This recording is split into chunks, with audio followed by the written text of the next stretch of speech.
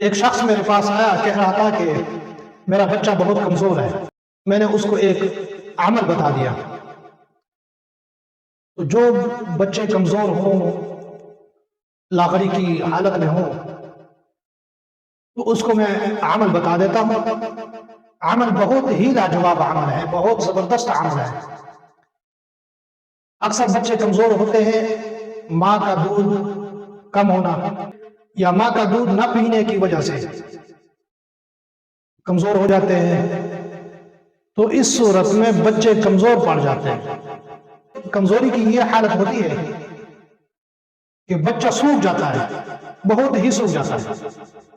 اس کی وجہ سے پھر بچے میں بیماریاں بڑھ جاتی ہے، تو خون کی کمی پیدا ہو جاتی ہے. تو اس کو اکثر نظر بھی لگ جاتی ہے. نظر چاہے انسان کی ہو یا شیاطین جنات کی ہو، جنات کی نظر بھی لگتی ہے. تو اس صورت میں آپ نے بچے پر یہ عمل کرنا ہے. انشاءاللہ اس عمل کی برکت سے بچہ تندرست ہو جائے گا، بچے کی کمزوری ختم ہو جائے گی. آپ نے کرنا یوں ہے، زیتون کا تیل آپ نے ایک شیشی لینی ہے.